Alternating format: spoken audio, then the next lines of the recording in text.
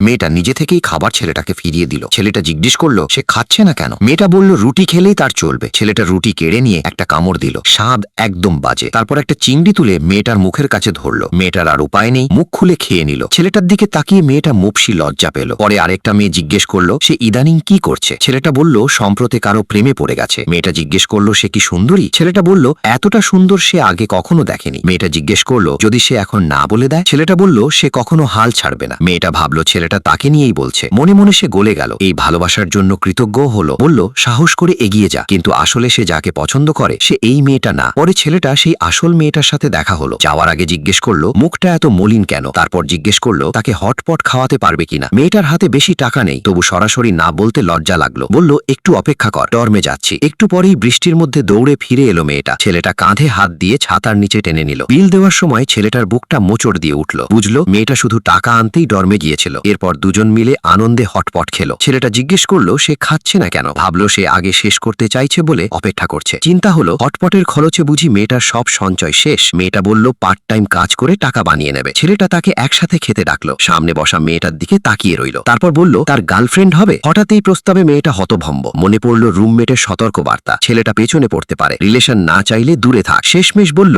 এখন সে প্রেমে পড়ার পরিকল্পনা নেই। ছেলেটা চুপচাপ তার বাটিতে খাবার তুলে দিতে লাগলো। মেয়েটা খেলে সে ভীষণ খুশি হতো। পরে ছেলেটা বলল একটু কাজ আছে, যেতে হবে। যাওয়ার আগে মেয়েটার জন্য একটা ছাতা রেখে গেল। মেয়েটা ছাতার ভেতরে একটা চিঠি পেয়ে গেল। পরদিন রুমমেট সেই চিঠি নিয়ে ছেলেটার কাছে গেল। বলল মেয়েটাকে কষ্ট দেওয়া বন্ধ কর। 500 টাকা দেওয়া প্রেম না, এটা শুধু অপমান। ছেলেটা বলল সে কখনো হাল ছাড়বে না। বন্ধুরা, এই ছেলেটা কি শেষ পর্যন্ত মেয়েটার মন জিততে পারবে, নাকি শুধু 500 টাকাই খরচ হবে? আর এমন আরো কিছু দেখতে আমাকে সাবস্ক্রাইব করে দিন।